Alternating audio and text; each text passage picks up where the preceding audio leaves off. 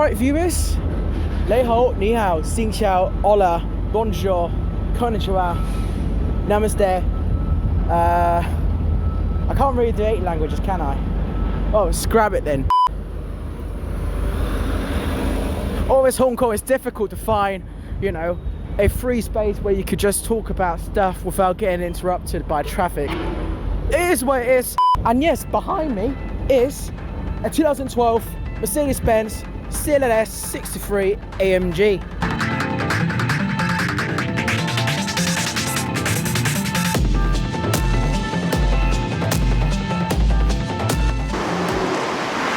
We're talking about a perfect package here between passion, power, and practicality. Sloping roofline, enough space in the back for a 6-footer, no problem. You've got enough headroom and enough legroom as well, and also 518 brake horsepower and 700 newton meters of torque from that 5.5 litre V8 twin turbocharged engine mounted at the front, driving the rear wheel. It's fucking quick, does 0 to 60 in like 4.2 seconds, and sounds great. Let's get shit out of me. You've got enough space in the back to put your bodies in there if you're a mafia boss and you decide to dispose of body, or you want to kidnap someone. That's how mafia works? Just joking. Don't come knock on my door and kill me. Look at the V8 engine at the front. It was a masterpiece, hand-built in Germany by an AMG specialist within just a matter of a few hours. Because we're talking about German engineering and efficiency here. But this is not the first time ever that AMG put a massive f***-off engine in a car. And in all fairness, AMG has always been a bit of an outcast to Mercedes due to their 9 to everything but performance culture. And it wasn't until 1999 when they officially joined the Mercedes family. But that didn't stop them from putting on a good show when it comes to throwing in powerful engines in cars. Just to name a couple, the 300 SEL 6.8, they're bonkers enough to take this 1.8 ton aircraft carrier of a car to 24 hours of Spa in Belgium in 1971, and it smokes pretty much everyone. And to put into perspective, 6.8 litre is the equivalent to 267 shot glasses in displacement. And further down the line, the AMG Hammer in the 80s and a C43 AMG back in the 90s. I don't know how to shorten that engine in there, but that's what it did. And more recently, the A-Class. And now back to CLS.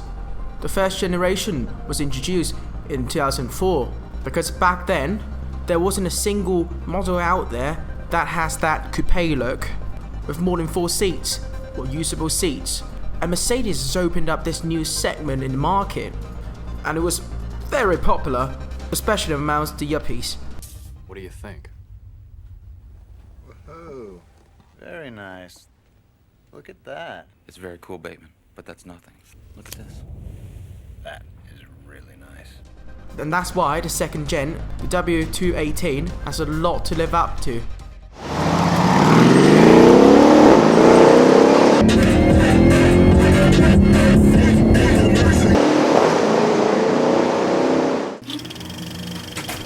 The cabin, or the interior, is very Mercedes. It's very comfortable, very subtle, but then there's one reminder that you're buying into something truly exclusive. The gear knob, which is lifted straight out of an SLS AMG, hence why it could do this.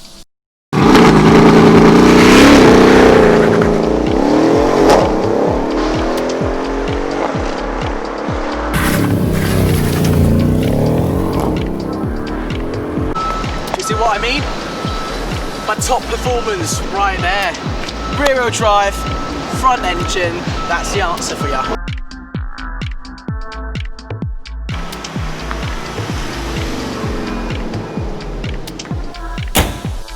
Enough of my bullshit.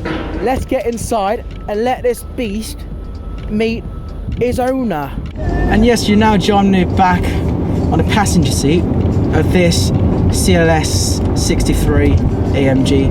And next to me is Gilbert. This is YouTube. Hey. YouTube Gilbert. This is the man behind the wheel of this absolute monster.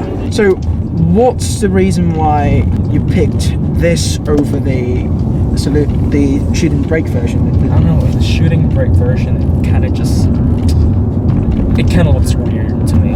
And then I think it kind of looks like a MPV. For me, maybe I'm like more young. I think I like more kind of like a coupe or it's more sportier version of a car. Which is exactly the reason why you've gone for this one. Oh, yeah. This is your dad's car here, right? Yeah. So, do you own other cars, like, apart from this one? What's your car history like? What's your first car? First car in America. It's in America. It's the CLA45. It's basically a baby AMG compared to 63 models. Oh, I really like this car, like that car, and this one as well. Like, yeah. I like the sloping roofline, especially. It's amazing. That's why I like like this car also. Well, basically it's better in rainy days because it's 4MATIC. When you step on the throttle, and then it's more mild, I guess. When you step on the throttle on this, it really gives you that, like, it pushes you back. That's my $500 there. Yep, I can. That's it. I got my money. It's basically more of a mad person. A CLA45, it's more of it's like a baby pushing. This is like it's like a mad motherfucker. Is that a more grown up version of it?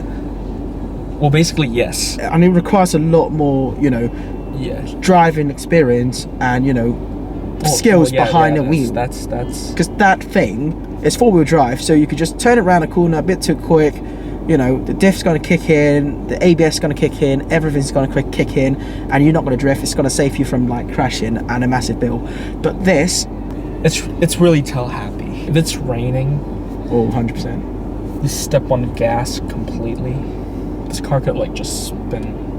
It just spins like a circle. I have a lot of friends that drove this car before, and then when they're driving it, they always said it's hard to drive. First of all, it's heavy in the front. And then you can actually feel it when you turn around, like when you turn around a corner a bit too quick. Yeah, definitely. If you're really, like, in a hurry or you really want to go, like, fast in the rain, you're not patient, something happens. Have you been it before? Have you, like, crashed or just spun off in this? I've oversteer or understeer this car. Fair enough. In the rain. So you gotta like really talk to the car, drive it every day, and then that's you enjoy the car, and then that's it. Don't worry about anything. That's the spirit. That's the spirit we're talking about. So you told me off camera that this car you drive this daily. What's it like to live with, like, a 5.5 litre V8 in Hong Kong? The only thing that's it's a troublesome to everyone. It's gas. Sometimes it's good when you feel the car, and it's also a pain in the ass when you receive the bill. Oh yeah, especially when it's a Mercedes. When it comes to fixing it, the price for the parts, there's literally no discussion for that. You'll be like, throw hands on the table and being like, what the f have I done? Is there any, like, interesting story or things that happened to you with this car? It basically, when you jump in this car, you kind of want to, because you feel the power, like, all the time.